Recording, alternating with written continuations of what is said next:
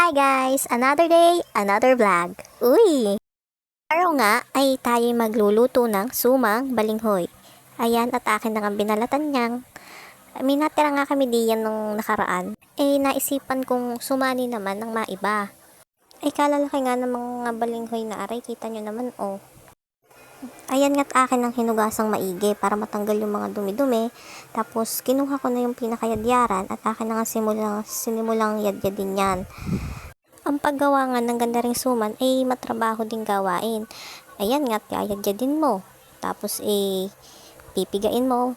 Pagka natapos, gayan nga kadami ang aking nakuha. Pipigain mo para hindi siya masyadong masabaw. Yan nga, isa kamay ko na lang ang piniga. Pero yung ibang gumagawa ng ganito is yung sinasala nila sa katsa. Tapos yung talagang pigang-pigang walang natitirang yung walang natitirang katas. Ayan nga't aking sinala. Tapos yung pinakasabaw niyan, di pa titiningin niya. Ay ating gagamitin mamaya yung natining na sabaw niyan. Yan. At may nagbigay nga din ng tinutong. Ikakain muna ko bako magtapas ng niyog. Ayan nga, akin ang tinapasan ang niyog. Yan na may kaya kong gawin. Akin na rin kinayod. Dahil nga wala tayong lukarin, di arin nala ang niyog. Di atin muna yung pipigain. Di yung pinakagata ang ating. Matapos ko magkayod, di akin na yung ginata. Ayan na nga, ang nanay inilagyan na nga ng asukal, tapos kunting asin, tapos yung gata inilagay na rin. At yan itinimusan kung yan baga imilasa na. Sabi wala pa daw. Di dinagdagan ng kaunti pa. Yan, sabi nga imekos-mekos mo na yan, auntie. Di nung nakuha na ang tamang tamis isiset aside na natin yan. At kinuha na nga tayo ng dahon ng saging. Hindi naman nga yan matatawag na suman kung hindi nakabalot sa saging. Ayan, may malapit dining saging. Dyan ako kumuha. Gaya nga na sabi ko kanina, ang pagsusuman nga ay matrabaho. Hindi pa natatapos diyan. Di pag nakuha ko iyan, gagawin pa rin diyan sa saging na iyan. Bagay dadangdangin baga. Makikita nyo mamaya-maya. Kaya kung ikay kapatid ni Juan at hindi mo kayang gawin, di bumili na lang. Yan, kaganda nga ng paligid. Sobrang init ngayon, summer na. Ayan nga, at may nakasigang pa dining meralya. Pinalalambot. Akin mo nang aalisin at akin aring idadangdang. Dini pala ipaglalaib ng dahon. Ang alam ko kasi idangdang sa amin.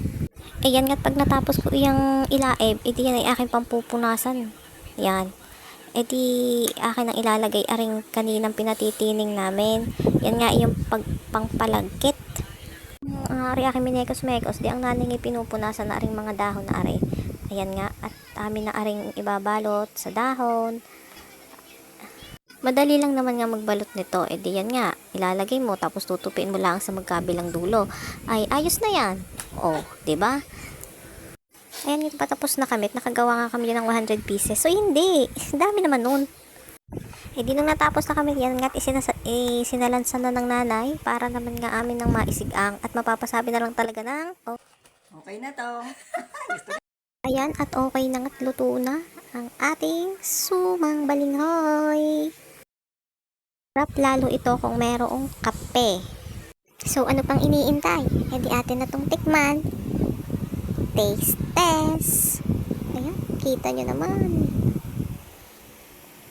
Papasabi ko na lang talaga ng thank you Lord sa blessing.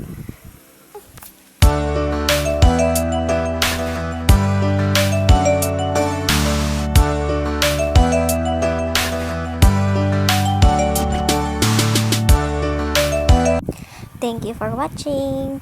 Hanggang dito na lang muna. Bye-bye.